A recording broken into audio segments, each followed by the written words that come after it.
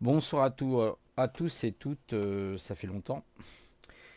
Voilà, alors ce soir, enfin, ça va être assez rapide. C'était pour vous parler d'un petit truc que j'ai découvert, que j'utilise justement. Donc ça sera plutôt une vidéo, enfin une capsule un peu plutôt spécifique hein, sur l'électronique hein, et aussi la programmation de cette petite bestiole qu'on appelle l'Arduino Nano. Alors c'est vendu, alors il y a plusieurs modèles parce que vous avez beaucoup de modèles chinois. Et donc c'est vendu, je crois, 5 euros pièce ou 6 euros pièce, quelque chose comme ça. Ça dépend, on peut l'avoir sur eBay aussi. Et vous allez me dire, mais ouais, à quoi ça sert? Ben, ça permet de faire notamment de la programmation pour des alarmes, par exemple, pour des petits robots, des choses comme ça. Donc c'est un domaine, enfin il y a des applications, c'est assez vaste au niveau des domaines. Et là, vous avez donc une de ces photos. Le mien, bah, il est comme ça d'ailleurs, hein. Je ne l'ai pas mis, mais il est comme ça. Donc vous avez le STAM ici, là, voilà. Ce qu'on appelle aussi le AT Mega 328. C'est le microcontrôleur, si vous voulez. Ici, vous aurez de l'USB type un peu C. C'est plutôt micro USB que du type C. Et donc vous le branchez sur votre ordinateur, alors soit un ordinateur portable. Là je vais tester sur mon Mac parce que j'ai galéré pour le PC. Sous Windows, il faut installer le l'USB Serial Convertisseur parce qu'en fait à l'époque, si vous voulez, ces petites machines, elles travaillaient en COM 1, COM 2, COM 3. Alors oui, je sais, hein, ce sujet, bon, enfin, s'adressait à des personnes qui connaissent un petit peu le domaine, mais je vous partage ça parce que j'ai trouvé ça super sympa. Donc voilà, cette petite bestiole. Vous pouvez la mettre sur une breadboard. Vous voyez, une breadboard, ça ressemble à ça en fait, hein. C'est des picots, vous la mettez. Puis alors après, vous pouvez donc associer des résistances. Là, il y a des montages à faire avec des résistances, des LED. On peut rajouter des LED. Et là, normalement, j'ai une alarme, une petite alarme très rigolote, hein. C'est un détecteur de mouvement, tout simplement infrarouge. Donc vous avez une espèce de sphère, une demi-sphère. À l'intérieur, vous avez le système de détection infrarouge et qui peut détecter, je crois, jusqu'à 8 mètres la chaleur du corps humain. Il faut savoir qu'on émane, on dégage de la chaleur et donc on peut, avec cet appareil, par exemple, voir qu'il y a une personne qui a bougé dans la pièce, etc. C'est assez sympa, vous avez ces expériences-là. Puis après, bon, je ne vais pas tout vous étaler le domaine des applications, parce qu'en fait, c'est en fonction aussi de votre imagination. C'est à soi-même de créer ses propres circuits. Donc je voulais vous montrer ça parce que je trouve ça assez sympa. Là par exemple on voit hein, le câble qui va avec, donc vous branchez sur de l'USB 2.0, ça sert à rien le 3.0, 3.1 ne sert strictement à rien. Par contre je voudrais le tester sur mon Mac nouvelle génération avec, j'ai acheté un convertisseur USB type C ou ce qu'on appelle aussi maintenant chez les Mac, c'est plutôt du Thunderbolt version 4, donc c'est de l'USB 4 en fait, c'est assez puissant au niveau des transferts, mais il n'y a pas d'intérêt parce qu'en fait, voilà, vous faites le téléversement de votre programme et voilà, tout simplement. D'ailleurs, je vais vous montrer, donc là, je vais revenir un petit peu pour vous montrer un peu à quoi ça peut être. Voilà, par exemple, si on prend le site Arduino Nano, même si vous voulez, vous avez le programme. Non, c'est même pas ici en fait, tout simplement Arduino. Sinon, je fais ça, ça marchera pas bien. Home, je sais plus ça. Vous avez même France, voilà. Je crois que celui-là, je connais pas trop, tiens. Voilà, ça ressemble à ça. Alors j'en ai un grand comme ça, puis vous avez les petits hein, que je viens de vous montrer sur les photos là. La version, vous voyez, il y a plusieurs, hein, vous en avez plusieurs. Et vous avez le programme d'installation qui se trouve, je sais pas trop où, sur celui-là, je sais pas sur tutoriel peut-être, je sais plus trop, je connais pas trop ce site. Voilà, vous voyez une breadboard ici, donc pour ceux qui connaissent l'électronique, hein. Puis là, vous voyez par exemple, on a mis une LED. Ici, on va mettre une résistance en série avec les différentes connectiques. Voilà, donc vous avez plein de petits trucs comme ça, on peut programmer, c'est super sympa. On peut mettre par exemple un afficheur LSD, LCD, pardon, LSD, non, ça c'est autre chose. Voilà, là on a l'utilisation, voilà, c'est ça, c'est ce programme-là en fait qu'on va utiliser, voilà, donc qui va permettre justement d'utiliser. Et là vous tapez, vous programmez en C++, c'est du C++. Là, j'ai fait un test avec Blinks. C'est un petit programme sur une dizaine, quinzaine de lignes. En fait, je modifie simplement le timing, ce qui fait que la LED, si vous voulez, j'ai une petite LED. Alors, je sais pas comment vous montrer ça sur du coup. Ici, vous voyez, vous avez des LED là, ouais, on les voit là, je crois que c'est ça, voilà, c'est celles-là. On les voit bien ici, c'est d'agrandir. Voilà, ici vous avez des LED, vous voyez, c'est même marqué ici LED, LED 1, 2, 3, 4. Et en fait, ici c'est pour le téléversement. Voilà, on dit pas téléchargement, on appelle ça le téléversement. C'est un peu la même chose, hein, ça lui ressemble. Ça, c'est pour le reset RST. Donc, vous pouvez resetter si jamais c'est bloqué. Quand vous avez téléversé un programme, parce que va le téléverser en fait au niveau de la puce. Et là, vous pouvez donc régler le clignotement ici, par exemple des LED. Vous voyez, TX et puis RC. Et en fait, ces LED-là vont clignoter plus ou moins vite en fonction du délai que vous mettez. Donc, c'est très rigolo. C'est un petit programme hein, qu'on trouve sur le logiciel, justement. Par contre, malheureusement, ouais, bah là, ça c'est le mode sur Amazon, justement. Bah tiens, c'est assez intéressant, vous voyez comment c'est fait. Donc, je vais essayer de voir, vous zoomer, je ne sais pas si vous voyez bien. Mini USB port, voilà ce que je vous disais. Digital pins, power pins pour alimenter. Digital pins, analogique. Alors, il ne faut pas confondre le digital analogique. Là, vous avez l'ATM Mega, donc c'est le microcontrôleur hein, qui s'appelle comme ça, ATM Mega 328.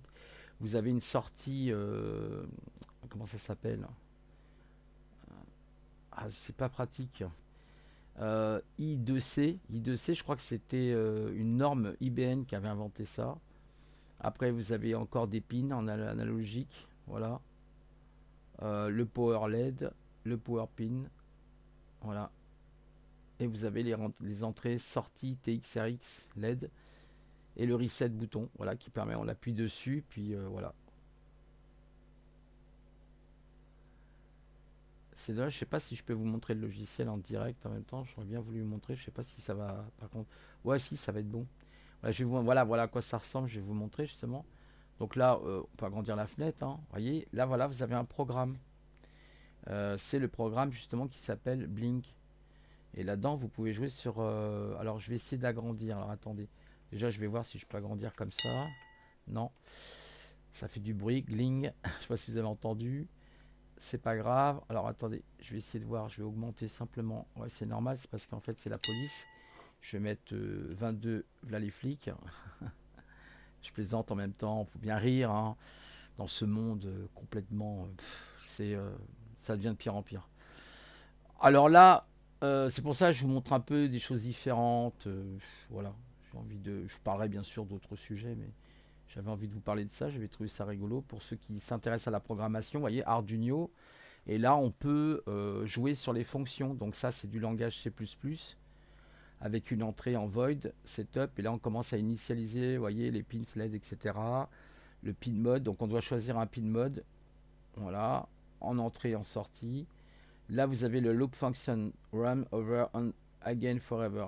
Donc là, ça va permettre justement de créer un petit peu comme une espèce de compteur. Enfin, c'est pas un compteur, c'est une fonction qui va permettre que ça soit plus ou moins long. Voilà, l'éclairage de la LED. Donc là, par exemple, vous avez ce qu'on appelle la LED bulletin height, ça veut dire quand elle s'allume, et là, quand elle est éteinte, ça correspond à la plus haute tension, plus basse tension. Voilà. C'est, ouais, vous voyez, un voltage low et un voltage level qui est un petit peu plus haut. Height, vous voyez, easy the voltage level en anglais.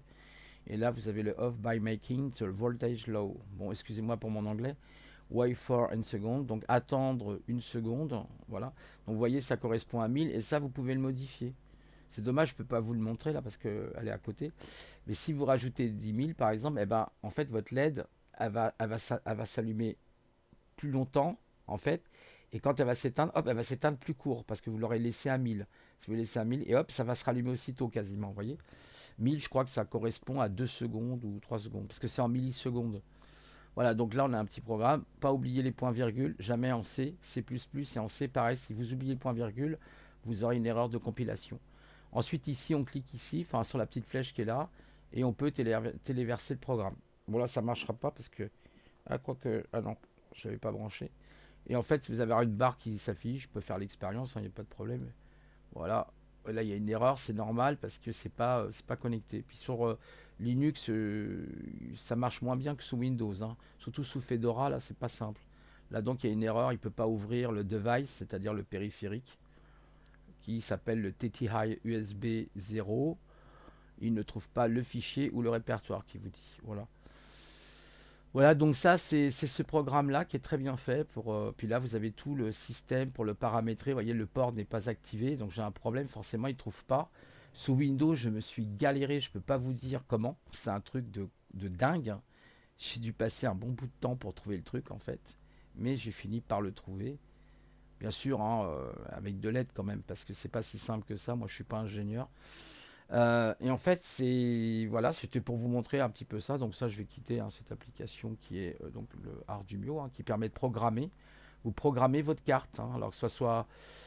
Ah, j'avais oublié de vous montrer quelque chose. Hop, je reviens, c'est pas grave. Parce qu'en fait, je vais vous montrer quelque chose justement. J'ai complètement oublié, qui pourrait être intéressant. Vous voyez, ça, c'est la liste justement de toutes les cartes qui peuvent être acceptées. Vous voyez, là, par exemple, je suis dans un Arduino Nano, mais vous avez l'Arduino classique, Uno. Vous avez aussi le Yun. Vous en avez plein, puis vous avez d'autres marques. Par exemple, vous avez des marques chinoises comme l'iPad Arduino. En fait, vous avez des faux Arduino. Enfin, c'est des imitations, si vous voulez. Mais c'est assez bien fait aussi. Mais il faut les bons pilotes, par contre, hein. Il faut avoir les bons pilotes pour le piloter. Voilà. Donc là, maintenant, je vais pouvoir l'arrêter. Là, on revient sur... Là, il est dans son sachet. Voilà. Voilà, je voulais vous montrer ça. Donc c'est assez intéressant. Moi je trouve que c'est passionnant. Ah, un pouce, si vous pouvez me mettre un pouce, ça serait sympa. Non, enfin je les ai désactivés, je crois, les pouces. Voilà, quoi dire d'autre? Ben c'est tout. C'était très rapidement pour vous montrer que là on peut faire plein de petites choses avec ça. On peut faire de la robotique. On peut faire des prototypes électroniques, hein, comme des alarmes, des appareils de mesure divers. Ça peut être des trucs par exemple pour la domotique ou la météo. Du coup, vous avez les Arduino plus grands en fait. Hein, L'Arduino, voilà, vous avez aussi ces modèles-là. Du coup, qui est plus grand, c'est le plus connu. Mais c'est extraordinaire, le Nano est tout petit, il prend pas de place, c'est incroyable. On peut le mettre sur une mini board. Hein, je vous ai montré, on l'emplace comme ça. C'est très bien fait, je trouve. Vous voyez l'Arduino, sinon il est comme ça. Il y a plusieurs modèles. Et là, c'est le gros modèle, ça, le 2560 là. Mais là, ce sont des cartes format crédit, hein. Ce format crédit, imaginez ce que je vous ai montré tout à l'heure. Le nano, il est carrément. C'est même pas 2 centimètres de large, hein. C'est tout petit le nano.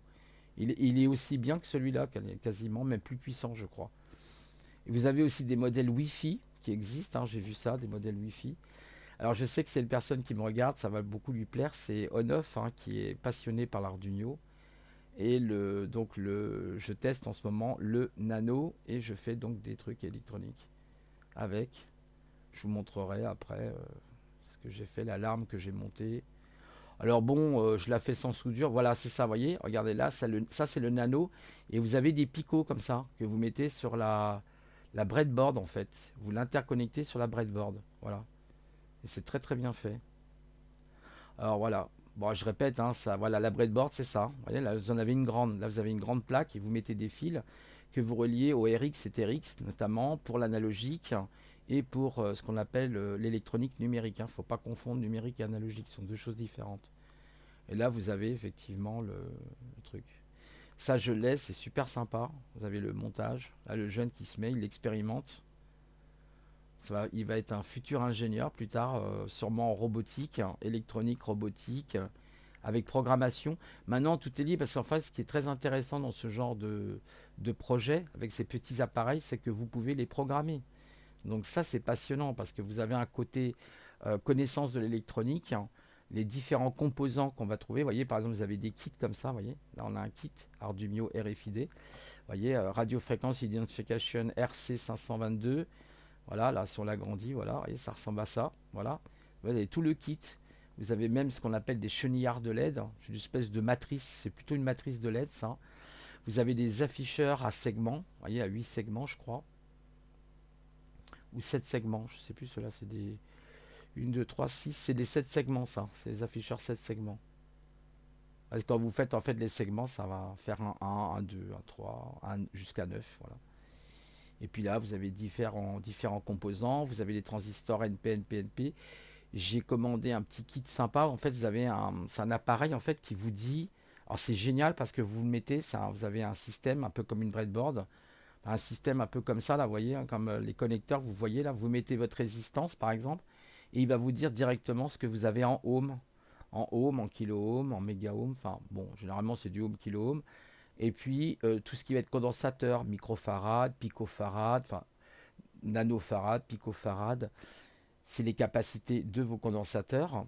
Et puis les transistors PNP ou NPN en fonction du collecteur, de la base et de l'émetteur. Et donc vous allez avoir soit des NPN ou soit des transistors PNP. Voilà. Donc c'est assez intéressant pour expérimenter l'électronique. C'est vraiment un truc génial. Moi j'encourage beaucoup les jeunes à s'intéresser à ça parce que c'est vraiment ça va vous former, c'est de l'avenir avec peut-être pourquoi pas du hacking si ça vous intéresse. Et là, vous pouvez d'ailleurs faire du hacking au niveau logiciel, pas avec l'Arduino particulièrement, mais du hacking matériel. Ça peut être sympa. Voilà. Là, on a des robots, vous avez vu, Arduino par exemple, voilà, imaginez cette petite bestiole, hein. Je vous montre justement des... Ça tombe bien, parce qu'en fait, je fais ça, j'ai pas spécialement préparé, mais en fait, ça, vous voyez, la mini, voilà, comment, la breadboard, vous avez une mini breadboard, elle est très marrante, bah, c'est ce que j'ai, une mini breadboard, comme ça, c'est très rigolo. Voilà, vous avez vu, ça c'est le robot Arduino usine. Oh là là, il est impressionnant. Waouh, il est génial celui-là à monter. Je crois, je sais pas si j'en avais une, je crois, une voiture comme ça, un kit. Vous avez vu, regardez.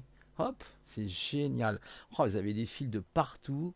Vous avez une caméra ici, hein, donc en plus ça va être grand angle, je sais pas, avec haute définition.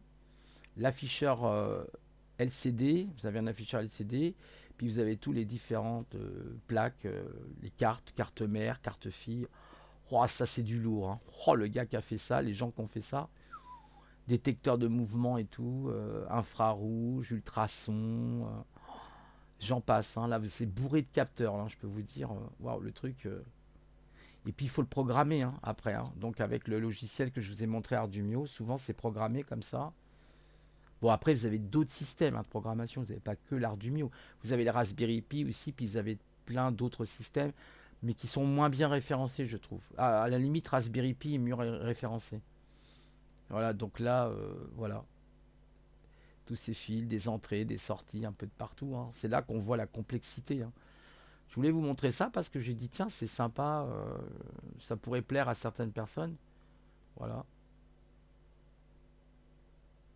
Voilà, on revient sur le logiciel. Voilà, bah écoutez, sinon, sur ces quelques mots, je vais vous laisser, vous souhaiter une bonne soirée et vous dire à une prochaine fois. Au revoir.